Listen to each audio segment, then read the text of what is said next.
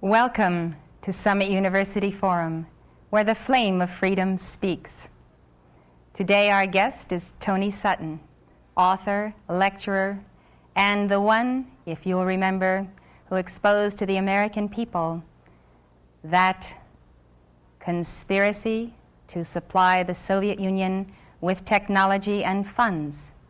His books on Western technology and Soviet economic development, National Suicide, The War on Gold, Wall Street and the Bolshevik Revolution, Wall Street and the Rise of Hitler, and Wall Street and FDR, give a very detailed analysis and accounting from documents of our own government, private sources, and private research, showing absolutely and finally and factually that the United States and the Western democracies have supplied and built the Soviet Union, its military complex, and sustained it economically. Today, our friend Tony is here with us, with Marie Steinman, teacher of 20th Century Studies at Montessori International High School. We're here to discuss what is going to be Tony's great work, his essays and research on the order. Tony, welcome to Summit University Forum. Today you are the flame of freedom that speaks. Please tell us about the order and how you came to discover it exists. Well, thank you. I'm very happy to be here. The order is truly a secret society. It was founded in the United States at Yale University in 1833. It has continued and exists down to the present day. Each year, the order takes in 15 men, senior students from Yale University. Never more than 15. Only once has it been less than 15. In 1946, they took in, I think, 10 rather than 15 members. So what we have is a secret society which, over the last 150 years, has accumulated about 2,500 members, of whom perhaps 500 are alive today. Of this 500, perhaps 100 are actively in pursuit of the objectives of the order. It's not another college fraternal society. Yale University is the only university in the United States, or indeed the world, which has senior societies. These are societies where the 15 are selected in the junior year and actually are initiated at the beginning of the senior year. They stay on campus only 1 year as members. They are called knights. When they graduate, they leave the university, they go out into the world, then they're known as patriarchs. So at any one time, you only have 15 knights in existence, and for the rest of their lives, they're known as patriarchs. And they work during their lifetime, or a number do, towards the ends of the order. They are pretty much guaranteed success. Certainly they're guaranteed financial success. And in my reading of the material I have, I infer that so long as they go along with the purposes of the order, so long as they gear their careers and their lives towards certain ends, then they are guaranteed success. How did I come to this knowledge? Well, up to 6 months ago, I denied that there was a conspiracy, because, frankly, I couldn't prove one. I suspected a conspiracy, but I couldn't prove there was one until 6 months ago. Well, a little before 6 months ago, I received the catalog, which is the membership list of the society, all the way back to 1833, and I received some of their internal documents, enough for me to put together the way they correspond with each other, the operations within the order, to some extent their problems, and to some extent their objectives. Now, this is the book, An Introduction to the Order, by Antony C. Sutton. It has a skull and bones on the front and 322. The 322 is an identification. The order has a temple on the Yale campus. A temple? A temple, yes. It's a building maybe this 50, 60 feet by 40 feet, maybe 40 feet high. There's no windows, two big steel doors. We know what the temple looks like because back in 1880s, a number of Yale students became a little unhappy about what was going on inside this temple. When they went by it at midnight, sometimes they heard strange noises and all kinds of rumors on the Yale campus as to what this might be. There was a break-in. I call it the Yale Gate. There was a break-in to the temple, and the students who broke in cataloged what they found, and they made a drawing, a design of the interior of the temple. And three of the rooms are numbered. One is 322, one is 323, and one is 324. 322 is also, I suspect, the chapter number. And also in correspondence between members, they conclude their correspondence where you and I would conclude yours truly or yours sincerely. They conclude yours in 322. Why 322? There are several theories for this. One is that the order originated with Demosthenes, the Greek, in 322 BC. That's one theory. Another one is that it stems from the founding date in the United States, which was 1832. So really we have the last two numbers, 32, the second chapter founded in 1832. We also know that so far as the order is concerned, we are presently in period 1. Period 1 began in 1801. I don't know when it ends. I don't know when period 3 will begin. Period 1 logically must be sometime before 1801. The skull and crossbones are prominent in their ceremonies, initiation ceremonies. This is a symbol of death. Now, why would they take a symbol of death? Yes, from what I understand, when a new member is initiated, that would be in the senior year at Yale, he's placed within a coffin. Oh, my. And now we only know this from the Yale Gate papers. At least I call it Yale Gate. And from the photographs we have of members inside the temple, many of these photographs are the 15 sitting around a table, and they have the skull and the crossbones sitting on the table in front of them. It is the symbol of death, and it has been called the Brotherhood of Death, and I think it probably more adequately should be called the Brotherhood of Death. Why? What do they do? Well, the way I've had to go about it is organizations like this don't print manifestos. They don't publish manifestos or operation schedules. So what I've had to do is look at the history, the biographies of the leading members of the order and reconstruct their career and see if there's a common pattern in their careers. While doing that, I came across some interesting documents. Some members apparently are not too happy once they become involved with us after 10 or 20 years. One member in particular left a memorandum. He wrote it in 1932. It was buried away in his papers. I don't think anybody found it before I did. And it was a 6-page memorandum on the order, naming some of the members, and said it was the most sordid thing that ever happened in the history of man. So, but to come back to my point, I have to reconstruct the objectives. What are the objectives? In the words of one member, might is right. If you have the power, you use it to achieve your objectives. What is the objective? As you look at the histories of individual members, it can only be one thing: to acquire power, to keep power, to use power for their own purposes. Tony, who are some of the key members of the order, and how are these people selected? They are selected by what they call the next previous class. In other words, if you were to be initiated this year, next year would be your first year as a patriarch. That year, that senior year, selects the next group from the junior class.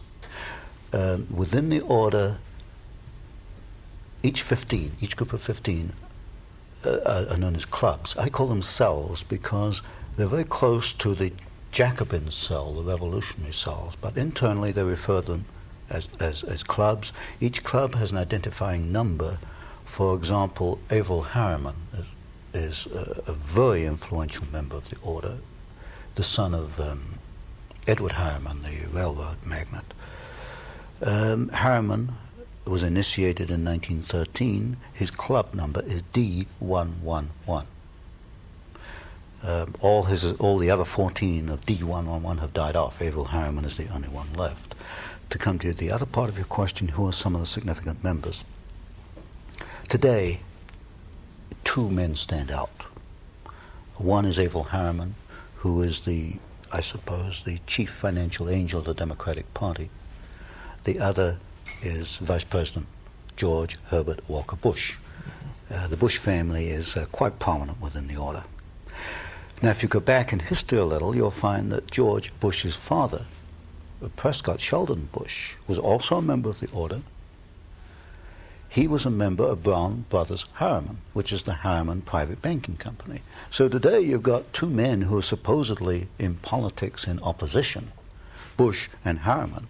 Actually, they're members of the same secret society, and Bush's father was not only a member, he was a partner in what was then Harriman and Company, which later became Brown Brothers Harriman. So behind the scenes, and this is something you don't see until you investigate it, people who appear to be in opposition politically or financially or industrially or in many ways are working together. Other members might be William Buckley. Now, William Buckley became a member in 1949, but the preceding class to that was Bush, 1948. So you get Bush was amongst the 15 who selected Buckley, and Buckley's club, that 15, was the 15 that selected, for example, one of the new members for 50 was the Reverend Sloane Coffin Jr. The Reverend Sloane Coffin Jr. at Yale was at the core of the anti-Vietnamese war disturbances on Yale campus. This is typical. You'll find that men in the same society will take opposite positions in public. So you've got William Buckley, whom I call a House conservative, as a member, but so is a man, for example, called Edwin Burt, who has a string of communist affiliations, which is about that long. And we'll get into this later. The method they use is that of the Hegelian dialectic. Thesis played against antithesis leads to a synthesis. In other words, for Hegel, for history to make progress, you have to have conflict. And when you look at the key people in the order, you will find that they generate conflict. So Bush and Harriman politically are conflicting. Coffin and Buckley, although part of the same order, are in public conflicting with one another because conflict leads to the new synthesis. Other prominent members, one of the most prominent was Howard William Taft, the only man to be both President and Chief Justice of the United States. The Taft family founded the order in the United States. There have been 8 members, 8 Taft family members within the order. Taft was probably the most prominent member around the turn of the century, 1910, 1920. Stimson, who was Secretary of War under Taft, then Secretary of State under Hoover, Secretary of War under Roosevelt. In other words, at that level, politics disappears, and people often wonder, why does a Democrat join a Republican administration? If you check back, you'll find often it's not as a member of the order. So key people would be people like Taft, Stimson, Archibald MacLeish, who wrote the Constitution for UNESCO, also Librarian of Congress, the Bush family, the Walker family, and above all today, if there's a godfather in the order, it's Averell Harriman. Well, Tony, here we have an elected representative in our government who could become the occupant of the highest office in the land, who, unbeknownst to those who have elected him, belongs to a secret society with purposes and goals antithetical to those of the United States. Mm-hmm. Now, exactly what causes does the order espouse, and why are these divergent to those of our founding fathers? Well, the causes one can only deduce at this point from the operations of these men as individuals and working together. They want to acquire power above all. Power Political to do what? power. As you look at their actions, the political power is to bring about what they call a new world order, which is a one world. But they use the Hegelian techniques, and we know enough about Hegel to know that not only does this mean the dialectic process, the creation of conflict, but it also means that individuals such as you and I, or anybody watching this program, will be cogs in the state, that we have no individual rights. Individual rights for Hegel come about through obedience to the state. We see it in the educational process, which we'll probably talk about later, that we have adopted what I call a Hegelian system of education, which is not to bring out your innate talents, but to prepare you to be an individual cog in the state. Now, are you saying the members of the order believe this, and this is a part of their worldview? I would say that there is a minority within the order that does believe it. There's one thing I've learned in looking at the papers, that they're not all active. Maybe at any one time only 20% are active. Undoubtedly, the 20% that are active have this goal. If you look at Taft's great work, although as a president he hasn't accounted for very much in the literature, Taft's great work was to bring about the World Court, international law. International law in the World Court will be essential in the New World Order. If you take, for example, the career of Bush, Vice President Bush, when he was ambassador to the United Nations, he helped a process called mondialization, which was a process by which an individual American city would adopt United Nations stature. In other words, it's a diminution, a dilution of U.S. sovereignty. So if you look at these individuals, Stimson is another very good example. Averell Harriman, certainly, in the way he's financed the Soviet Union, his work towards the build-up of the Soviet Union. If you look at these individuals and ask what is the common pattern is the creation of a one world. Now, supposedly, these people believe that they are great benefactors of our society, the wise men, those who are especially endowed to rule, and who also believe that the best interests of America happen to be their own best interests as well. I have never seen anything in their literature which leads me to believe that they have our individual rights in their hearts. What I do see in the literature and in the documents is a ruthless drive to acquire power for themselves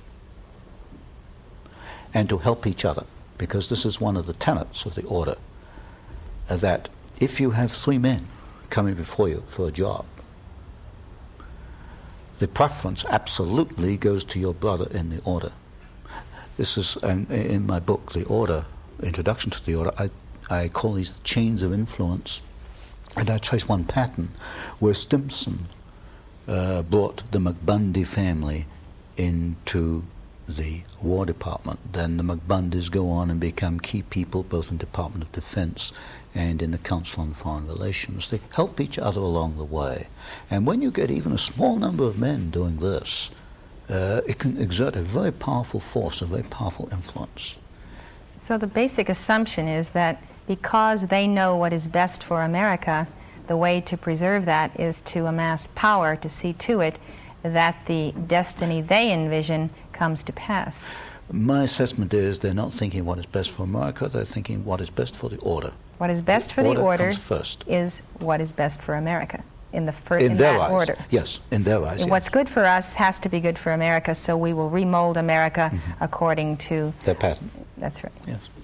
But somehow there's a twinge of a sense that we are right and we know better than the common people, where we have a better sense of the way this nation should go, and this is the justification for the whole secrecy and the order, because we really are doing what is best for the country. It's very interesting you should say that, because amongst the documents I have some correspondence between members, and I have letters in which one member complains to another that along the lines that elitism is not accepted. It's an egalitarian society. They're complaining even on the Yale campus they're no longer accepted.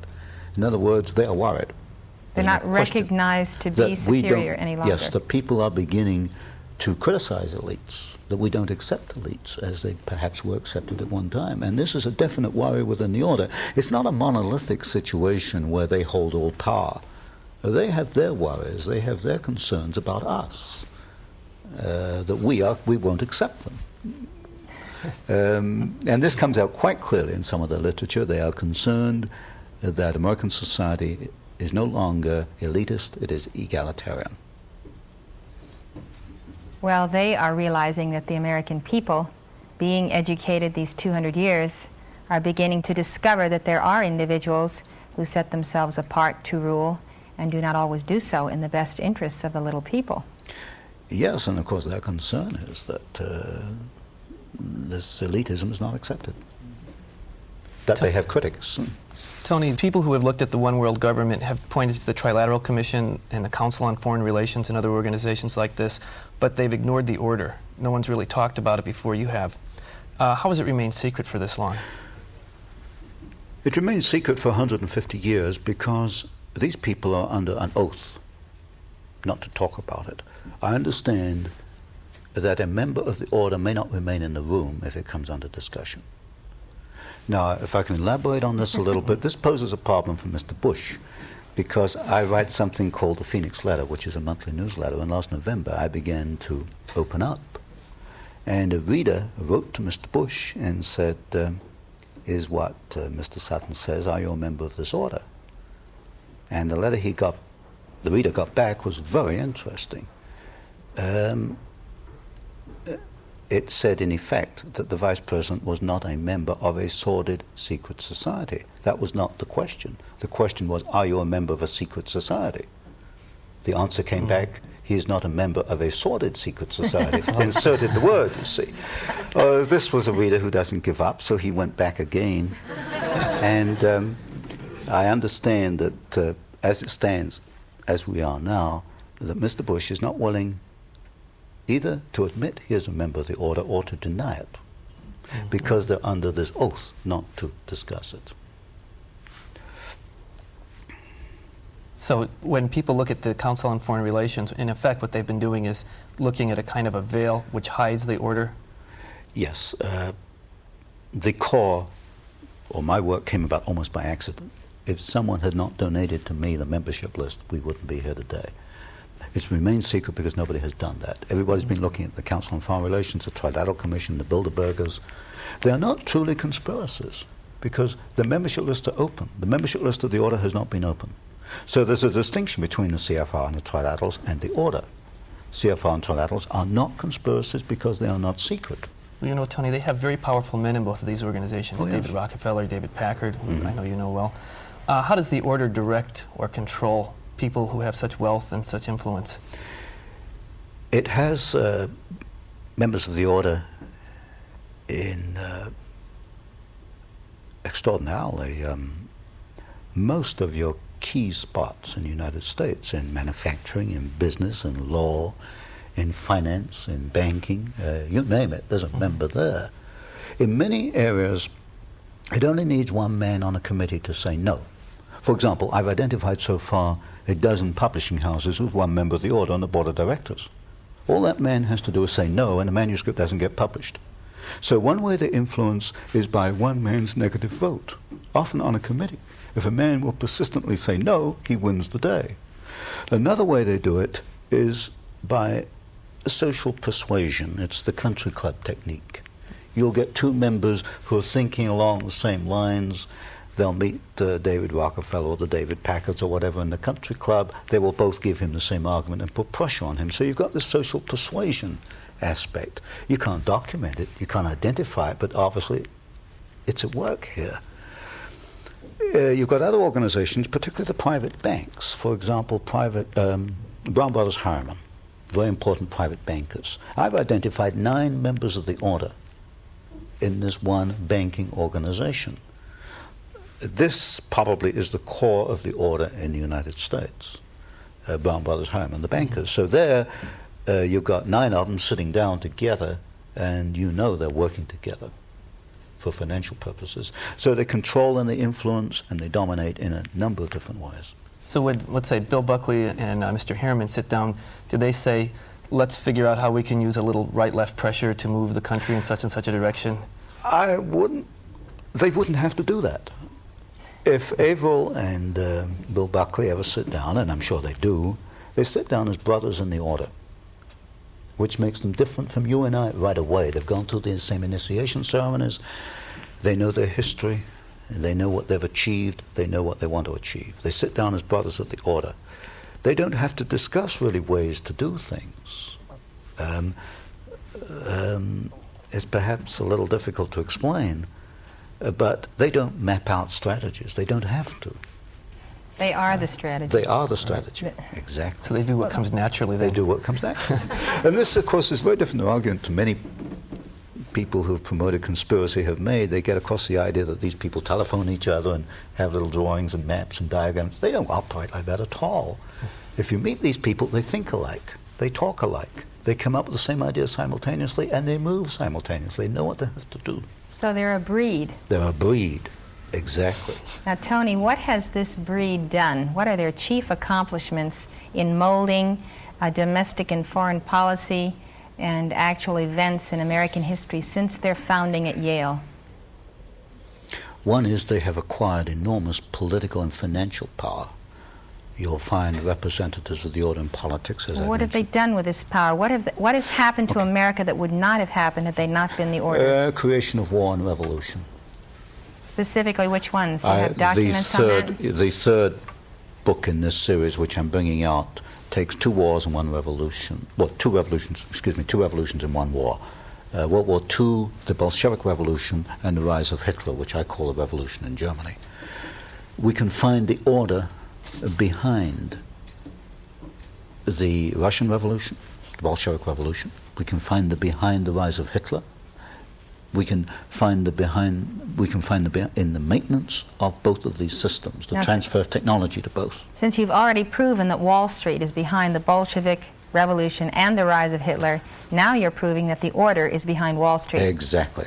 Now, who's the key figure in the order or figures that mold Wall Street? In order of dominance, Averill Harriman, partner in Brown Brothers Harriman. Stanley of Morgan Stanley. It used to be J.P. Morgan, then it became Morgan Stanley. Those 2 are the key. What did the order want to accomplish in the Bolshevik Revolution? You create opposing forces which you place in conflict. Out of conflict, you've got profit. You've got political power, and you can direct history. And if you look at the writings, for example, of the Trilateral Commission, they talk openly in the Trilateral Commission about managing conflicts, not solving conflicts, but managing conflicts. Conflict management, that's the cry. So they got the profit, the power, and the management. Mm-hmm. Where do they want to steer history through the Bolshevik Revolution? They wanted to set up, and they did, 2 opposing forces, the Soviet Union and Hitler's Germany. Out of that came World War II. There were logical steps in the process. They used the same bank, Guaranteed Trust Company, as the conduit for the financing of Hitler, and also as a conduit for financing, and also the early days of the Russian Revolution. In fact, in Russia, Soviet Russia in 1923, a vice president of Guaranteed Trust Company was the foreign director of the Roscombank, which was the first Soviet overseas bank that was set up. They were that close in those days. You'll get a very close relationship between the early Hitler days and members of the order, which is in the 3rd book I'm bringing out. Why did the order and then Wall Street want to finance Hitler? What was their goal? Because you've got to have 2 opposing sides. All right. Out of these 2 opposing sides, what was the synthesis that they intended? World War II. All right. Then what did they want to accomplish with World War II? Conflict, and out of conflict, you got political power, out of which they created United Nations. Well, surely they want to accomplish something with the power they acquire, a specific social goal, management of the population, and then, of course, you get into education. Well, I think out of World War II, you got many organizations I see World War II as a step on the road to establishment of a world order. Because out of World War II, you got United Nations, you got this whole complex of so-called international organizations. You got the beginnings of a world economy. And you get, certainly in education and communications, the beginning of a world communication system. So World War II was a step in the road to a world society. But the old dialectic of Soviet Russia and Hitler's Germany wouldn't work any longer because Hitler's Germany, of course, was no longer there after World War II, so they set up a new dialectic. In the 50s and the 60s, it was the United States and the Soviet Union. That became a little dangerous, and they recognized it by the early 70s. So the new dialectic, which you will see in the 80s and the 90s, is the Soviet Union on the one hand, and of course, Communist China on the other. Out of this, notice they're transferring military technology to both. And by 1990, or the year 2000, you will get Soviet Union and Communist China in a conflict mode. And out of that conflict, they can take us another step towards world order. When you have world order, then the order has world power. Exactly. And since, as you say, the state is a myth, the power really is in the hands of the order. Exactly. So the goal is power. The goal is power from beginning to end. Stay in control to be sure the masses of the people don't rise up and begin to determine their own fate and destiny. And the way they achieve power is absolutely immoral. As one member said, this was Sumner, said, might is right, which was Hitler's argument. Might is right. If you have the power, you have the right to use it. It goes back to Hegel. As the inversion of Camelot. Mm-hmm. Exactly. Why don't you tell us exactly how they've moved in for control of the common people through the control of education? Do you want to tell us about that triumvirate of Dwight and White and Gilman? Well, there were three men back in the 19th century, three members of the order, whom I identified as being at the very beginning of our modern educational system. One was Gilman, he was the key man. Another was Dwight, who later became president of Yale University, and the other is White, who became president of Cornell University. The key man is Gilman. Gilman was a member of the order. In 1856, he established the Russell Trust. Within the order, they call it the RTA in their correspondence. RTA, for short, was the legal entity which is the financial vehicle for the order. And then Gilman, White, and Dwight all went to Germany. And in the 1850s, the 1860s, there were graduate students in Germany. And that was the time of when Hegel, the philosopher Hegel, was very prominent in Germany.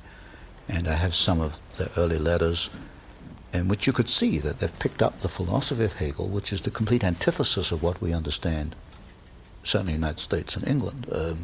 For Hegel, the individual is subordinate to the state. This is what they picked up. This is what they brought back.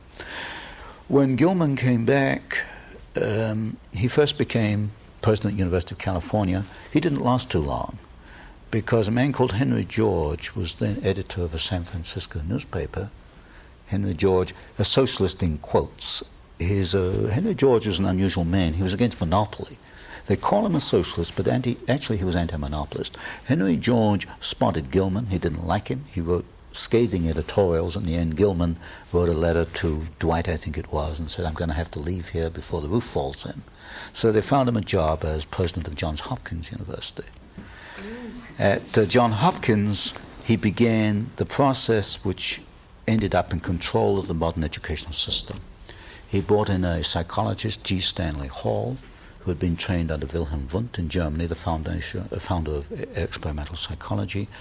Hall began the process which ended up, by the way, John Dewey did his doctorate at Johns Hopkins under Gilman and under Stanley Hall, came under their influence. But John Dewey, who is the core of modern education, was already a Hegelian in thinking. These people just put a rubber stamp on it. And then came a process which you see time and time again.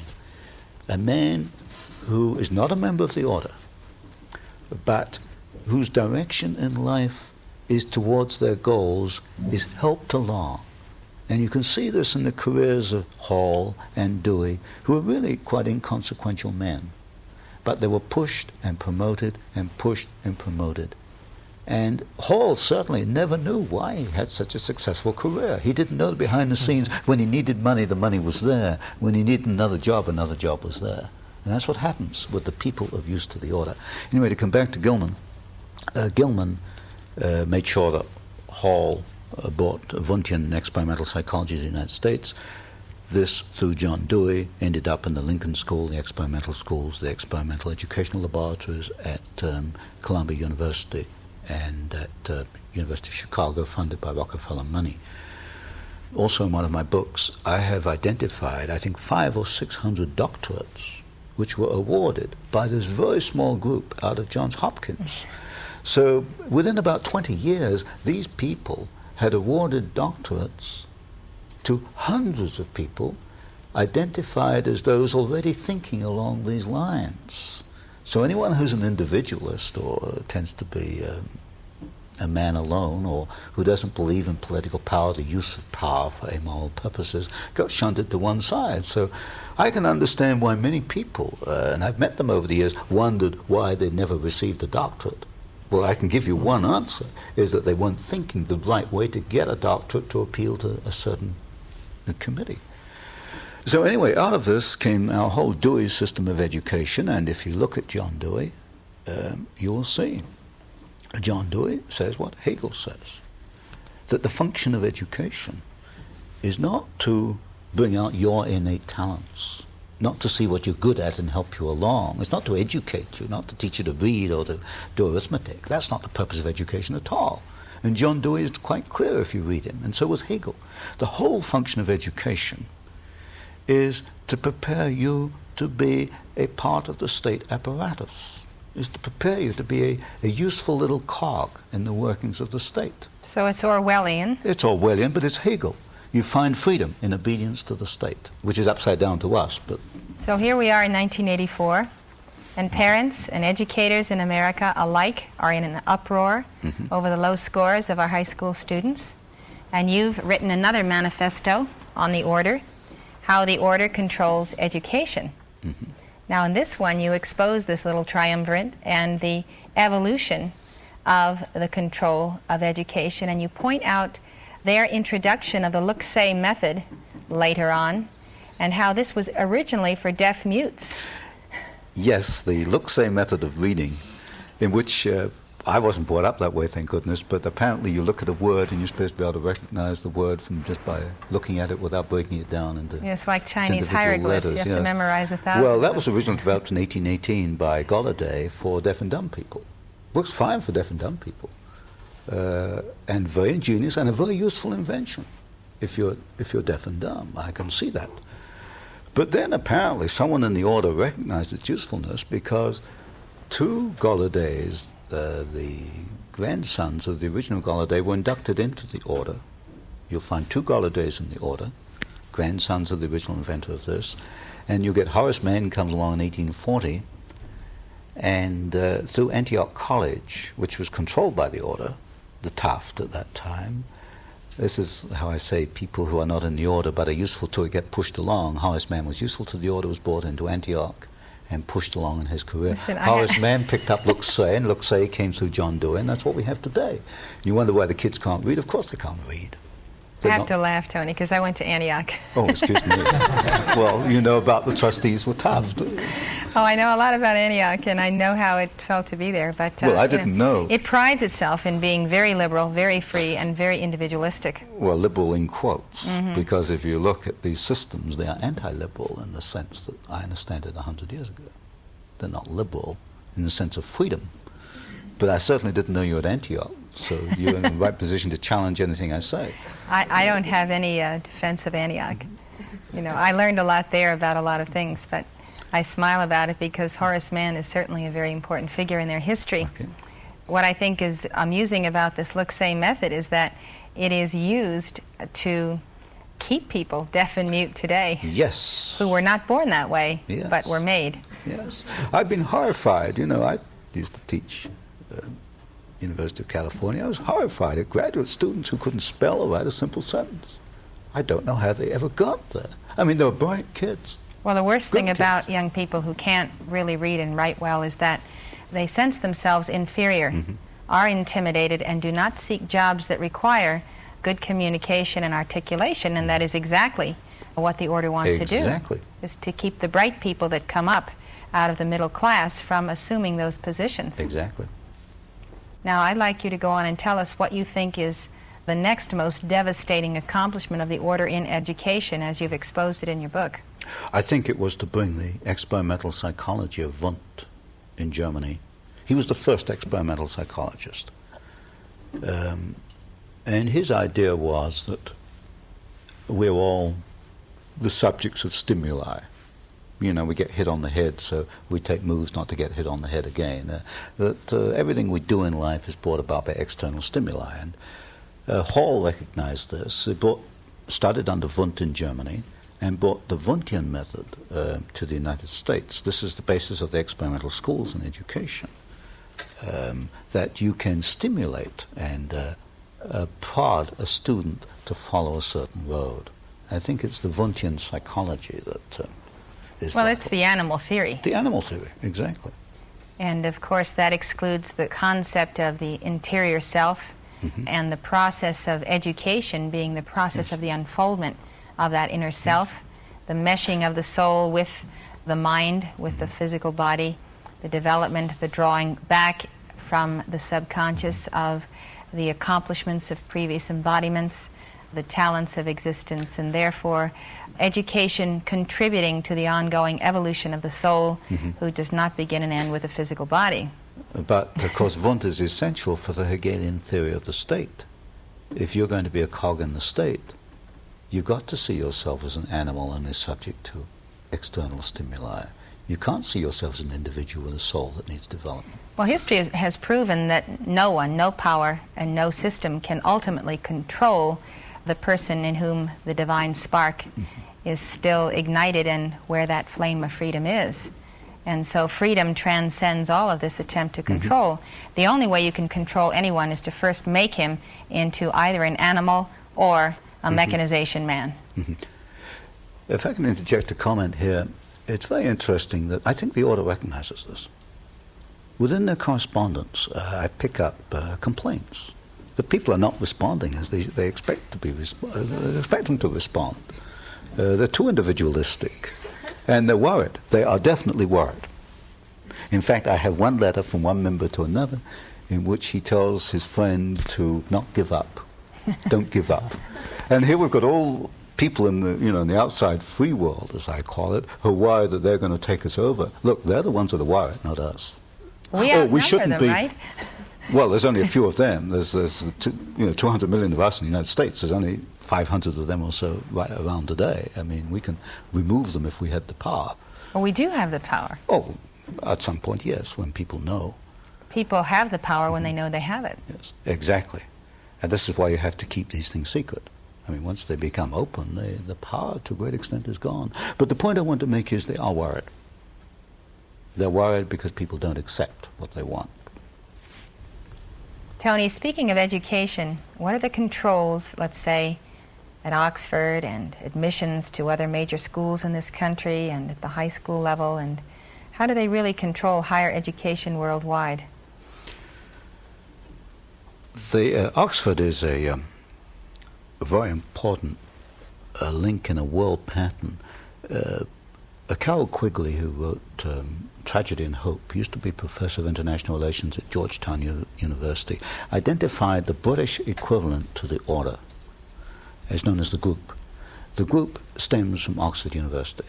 And so what there is in England is a rather similar order, which has liaison with the order in the United States. That stems from Oxford. How they control admissions, I don't think they control admissions that closely. I don't think that's the problem. I think the problem is twofold. One, at the doctorate level. You're not going to get a doctorate in any Western university if you argue against or produce evidence against the major direction of the order. Is that really true? I think that is true. In any major Western Any university? major Western university. Today? Yes. This is another story, but I've been quite surprised at the links, for example, between British universities and American universities at that level. Secondly, in the development of a career, you're not going to be hired in certain areas if you have strong views which are against the requirements of the order. For example, you're not going to become a commentator on CBC if you're an outright exponent of individual rights. Now, I'm not saying that none of the existing commentators are members of the order, let me put it that way, but directors of the networks are. But one cannot say that any present commentator on television is an outright exponent of individual freedom. They're all tinged in a little way with this collectivist aspect. In publishing, you're not going, or as an author, you're certainly not going to make strong headway. I've identified so far a dozen publishing firms with members of the order, and it only takes one to turn down a book. So this is the problem you get. It's not at the acceptance level of the university, but when you get to the doctorate level or when you begin to develop your career.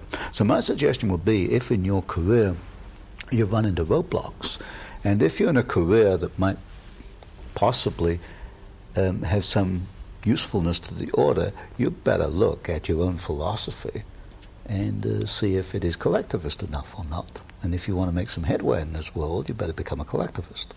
Of course, you might lose your own integrity along the way, but that's your decision and not mine. Tony, the president had a task force on education, and they said that education had really declined, and it's really not important to look at the causes, it's important to look at the cures. We have to go ahead and improve education. Well, I've got a simple answer to that. The report was useless, because what did it do? It just provided more money to do what has been done before.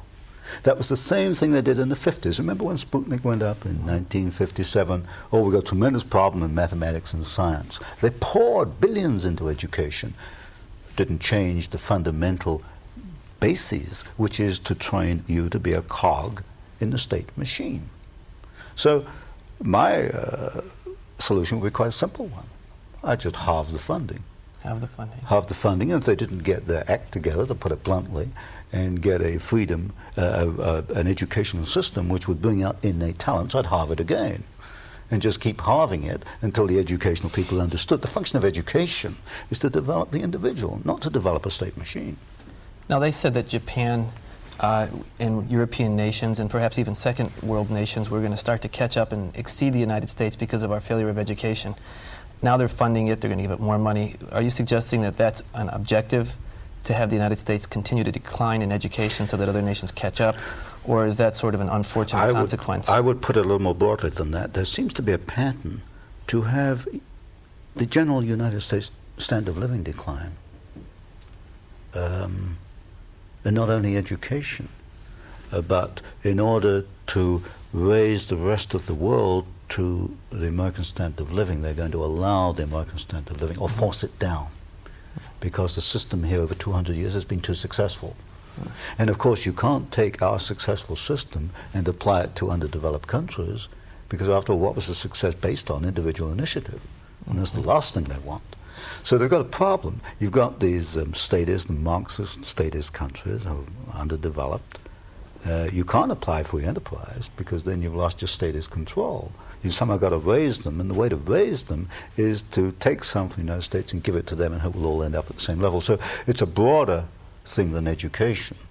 It applies to finance, it applies to economics, and a number of things. Well, they said in this report also that if a foreign power had done this to us, that we would consider it to be an act of war, that it had so seriously weakened the United States.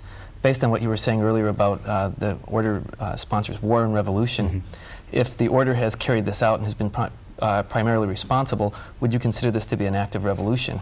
I think the order has been at war with the United States in general since 1833.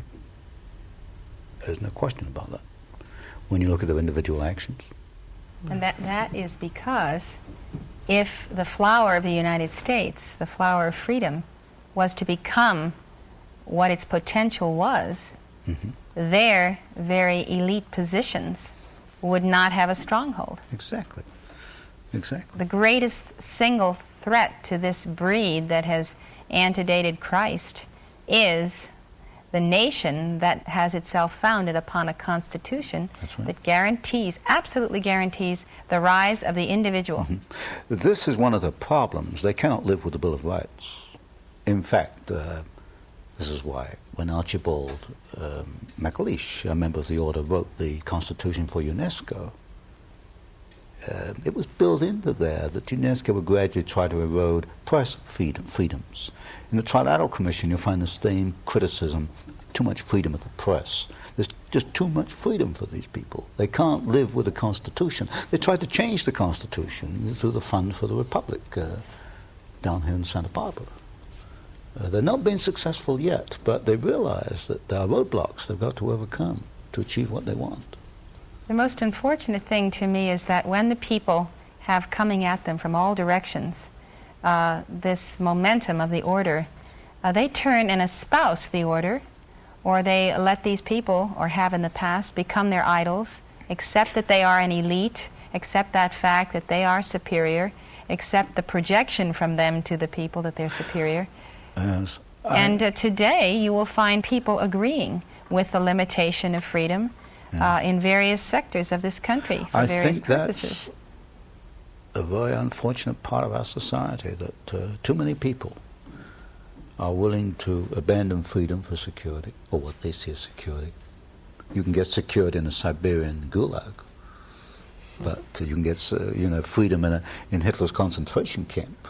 But too many people are willing to give up freedom for security. Too many people are willing to look at these people as miniature gods. And because they have achieved power, don't ask how did they get power or what they're going to do with the power, but just the fact that they have power makes them a god, and therefore they worship them. This to me is unbelievable. People, I put in one of my books, we've got 20, 30 million degree holders in the United States. People who've earned a college degree, but they don't question statements which are made by these people.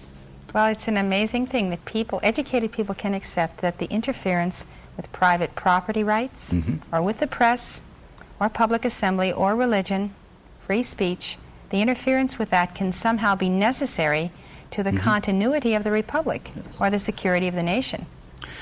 It's ridiculous. I can't answer for these people. All I hope is that they will examine their own consciences and their own minds. Well, Tony, I think that in conclusion, it's very important that we understand how you develop in your third book, which is about to come out, the development of conflict to produce war or peace at their choosing, and how that has worked, let's say, in Vietnam, or in the situations that are occurring today in the Middle East, where there is great conflict. How is the order managing the conflict we see on the globe today? Well, it's, as I mentioned before, basically it is using the Hegelian dialectic. You establish one side, then you establish the other side, then you bring them into conflict, then you manage that conflict. So you establish Soviet Union, you establish Hitler, you bring them into conflict, World War II. By managing the conflict, you can control the next decade or so. And as I mentioned, we built up the Soviet Union. We're building up Red China today, Communist China. We're even going to send the military technology. So by 1990, 2000, we've established the two sides. We bring them into conflict. Now tell me, why does Reagan go along with these agreements with Red China, which he just did, to supply this technology? He's not a member of the order. Why does he respond to its stimuli? Because you've got a group within the administration who are members, who are connected with the order. When you get a group of quite capable men working together, they can wear down opposition, they can erode opposition, because they're all kind of marching in step. If you get 3 men marching in step, they can do more than 20 men marching to their own step. Do I make my point here? And within the order, for example, or within the administration, you've got, for example, Mr. Bush, and the people around Mr. Bush, Mr. Baker, Chief of Staff in the White House. And gradually you've seen the weeding out of those individuals who are independent. They've either resigned or they've moved out to other departments. So, in effect, the order has taken over very gradually and very carefully without any fanfare.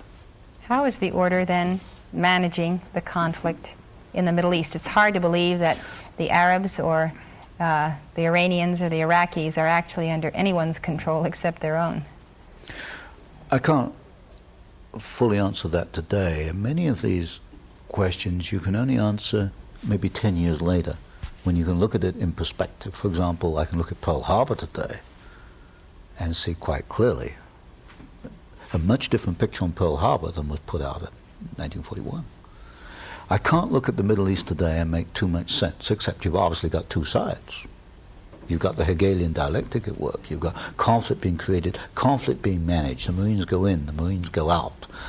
Today, the Iraq is attacking the Iranian oil bases. You've got the deliberate two sides in these conflicts, the deliberate creation of conflict and the management of conflict. Put it this way, is Castro in Cuba because the order wants him there?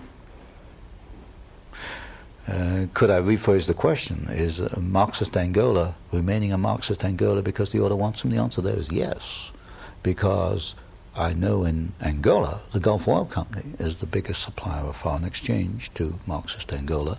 Pull Gulf oil out of there, there's no more Marxist Angola. I can't answer as clearly for Cuba. So Gulf oil wants Marxism? Oh, yes, it wants, undoubtedly. And Marxism supports Gulf oil? Oh, yes. In fact, Cabinda, the Gulf oil installation in Angola, is defended by Cuban troops. But you see, you've got an interesting phenomena. I think everyone should hear that one more time. I say Cuban troops. Cabinda, which is the Gulf oil installation in Angola, Marxist Angola, is defended by Cuban troops. So here we have Cuban troops defending a capitalist so-called monopoly. So-called capitalist. But one of the first things you learn in this business is forget about capitalism versus communism. That is absolute nonsense. The two are, behind the scenes, are hand in hand. It's a capitalist-communist conspiracy. One conspiracy. Yes, but you need the so-called conflict between the two to keep people focusing. Look, keep you looking over there. You know, capitalism versus communism. You know, that makes a nice little picture. You know, you get books on it and films on it, capitalism versus communism. That's not where the action is. The action is over here. Well, what's the greatest single threat to the United States in terms of Central America, Nicaragua, El Salvador, the government of Mexico, that we need to be aware of in terms of an understanding that it is the order that is arranging things that are very detrimental to the future of this country? Well, there you have a complex picture, because it's not only a Marxist movement, it's also a rebellion against poverty, and there's bitter poverty down there, as we all know. You have to go across the border into Mexico to realize that. You have the intervention of certain religious groups, the Maryknoll Sisters, the Jesuits. That's another conflicting factor down there. You have, for example, in Panama, where the Panama Canal was handed back to Panama, and there's a story behind that which involves the debts that Panama owed to the United States and the functions of Marine Midland Bank, and of course Sol Liner was director of Marine Midland, was our negotiator down there. You've got a very complex picture in Central America. What it is the creation of turmoil. Out of it, we will either get bogged down in another war or we'll get a series of Marxist states. But what we're heading into, I think, is an era where the order is willing to back some Marxist states but not others. It will back Marxist Angola. It tried to back Nicaragua for a while. It would not back Grenada. In other words, we're getting to a situation where there are good and bad Marxists. So, in other words, the order made it possible for us to go into Grenada. Oh, yes. If they were backing the Soviets there, we couldn't have gone in. Yes, because they were bad Marxists. Bad in quotes. They were bad Marxists. But you see, all this helps create conflict, helps perpetuate conflict. We never discuss what to me is elementary. All right, if these people are causing all the trouble in the world, we're not going to help them. We just cut off trade, we cut off technology, we cut off finance. Because the two key elements used to control these countries is debt and technology. So we'll cut off finance, we'll cut off technology. Marxism can't survive a decade without Western finance and Western technology. It'll crumble. But we won't do that. Why won't we do it? The only answer is we have to keep these systems going to create conflict. So we mourn the shedding of blood of our Marines and their deaths when we ourselves are giving our blood and sweat every day of our lives to feed this international system. International conflict system. What do you think is the most important statement that you would like to give to the American people regarding the challenge they face in the order? I think the challenge that they face affects not only their lives, but those of their children and their grandchildren. What can they do? I think first is understand what it's all about, to listen and to learn more. And then, as I've argued in one of my books, to develop their own individual plan. What role in their life, what are they going to do as individuals to thwart or to block in their own little way the purposes of the order? Whereas it may be joining an organization like yours, or maybe 1,000 different ways of doing it. So I think it's up to an individual to look at this and decide what he or she is going to do. And also discover that there is strength in union and strength in numbers when tackling a Goliath of this proportion. Yes, particularly I think psychological strength. I have no problems with acting alone, but I think most people do. I think most people prefer to have what you might call a peer group that thinks and acts as they do, and they maybe feel stronger. That's never particularly worried me. I always get worried when I find a lot of people are thinking as I do. I feel there might be something wrong with me. But I know it does worry most people. And so joining a group would undoubtedly be a good thing to do. Well, how effective do you feel you've been as the Paul Revere of the 20th century? I don't see myself as a Paul. I see myself purely as a researcher doing a job. You're publishing books that are giving information that is sounding an alarm that the order is coming. Well, that was not my purpose. My purpose was quite simple. There's a problem. No one's looked at it this way. All the answers I see are wrong. Let's see if I can find an answer which fits the facts. That has been my motivation. I'm basically a researcher, problem solver. So you've dissected a problem. Yes. But how have you solved the problem? Well, I haven't solved it. All I've said, hey, there's the problem. I've really created problems. Because what have I done? You've had this nice, beautiful view of the world, and then I come along and say, hey, that doesn't look like that at all. If we take this, that's what's happening. So you're an iconoclast. I've created more, yes, I've created more problems than I've solved. Well, sometimes the flame of freedom has to do that, to destruct, yes. tear down, yes. and then finally build. Yes, you have to know what you're fighting. And that is fairly clear in my mind at this point. So in your own way, you are a prophet to the nation, and you're saying if you don't take a look at this problem and do something about it, it may swallow you up. Exactly. What springs to my mind for some odd reason is the Essenes. What was it? The forces of darkness and the forces of light. That's the root of the problem. Well, Zarathustra defined it in the same way. Forces of good and evil. Yes, that's what it comes down to. These people are evil, there's no question about that. None. I was interested, when you were talking about the conflict back in World War II, I wanted to know what assurances they had that Hitler would attack Stalin, since they had signed a non-aggression pact, and therefore, what assurances do they have that China and the Soviet Union will become embroiled yes. in a conflict? Because, at least in the Soviet Union, and I assume so also in China, they study history. When they financed Hitler, one of the discussions was, what does this man, Hitler they called him at that time, what does this man Hitler want? What will he do? And because there was some discussion about whether they should back the communists in Germany. And then the agreement was to back the National Socialists because they could be manipulated into a war of revenge. At first the target was France, and then later it became the Soviet Union. They have no guarantee.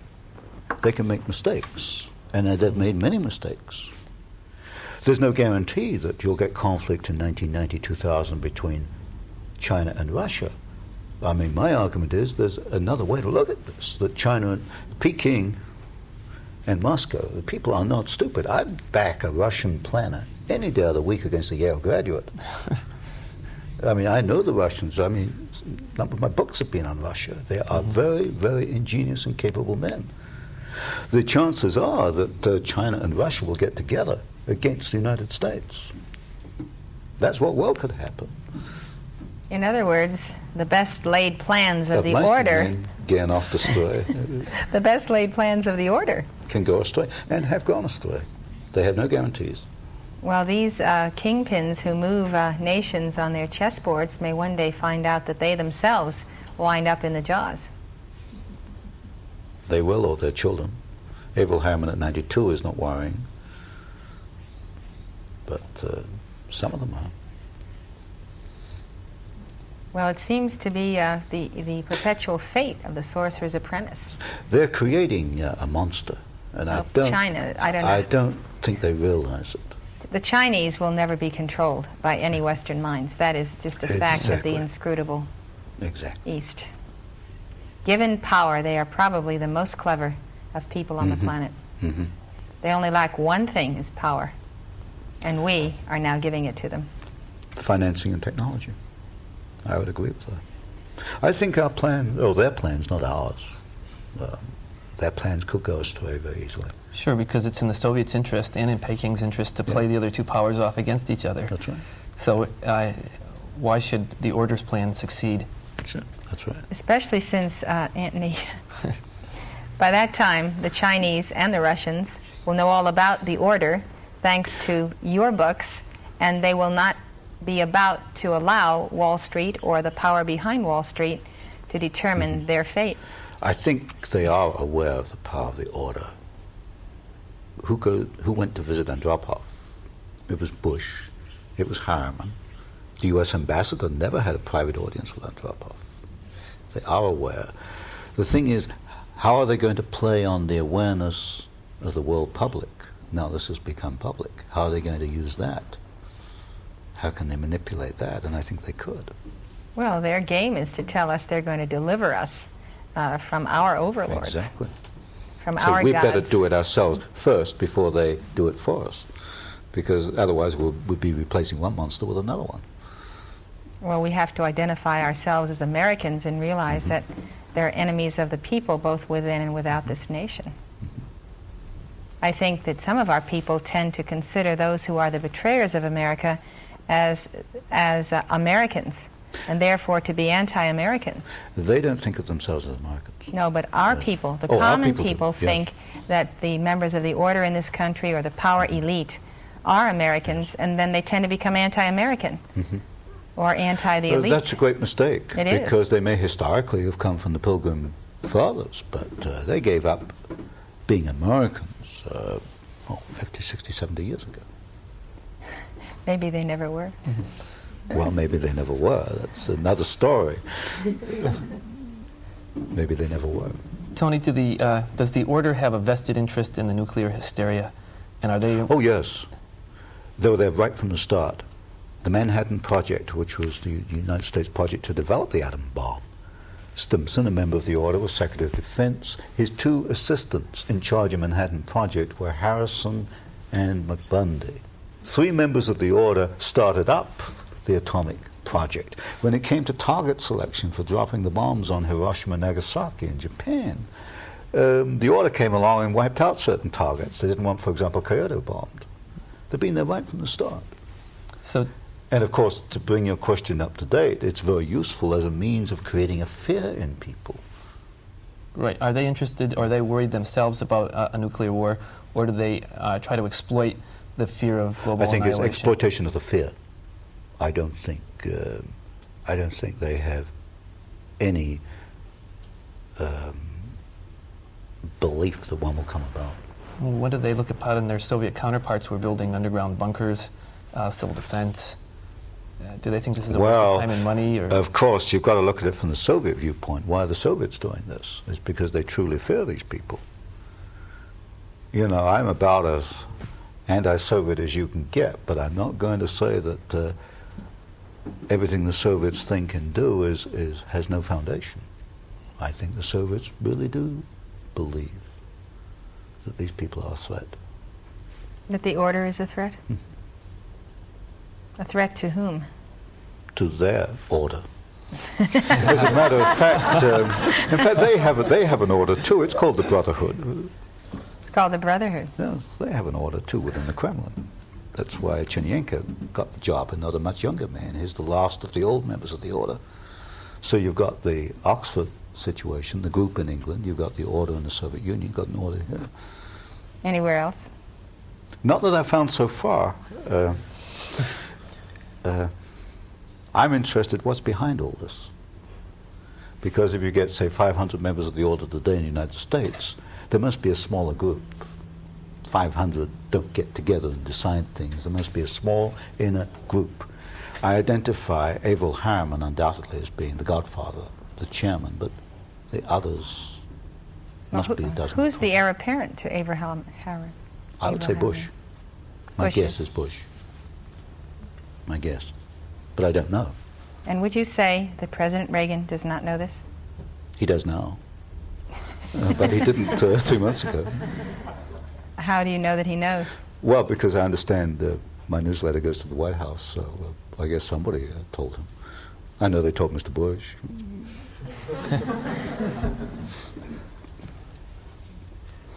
So I don't know how they're discussing it. My spies haven't told me yet what they're saying amongst themselves, but I shall find out sooner or later what they're saying. Tony, we'd like to thank you for being with us at Summit University Forum, where the flame of freedom speaks and where you have been its spokesman today. Thank you very much and come back soon. Thank you very much.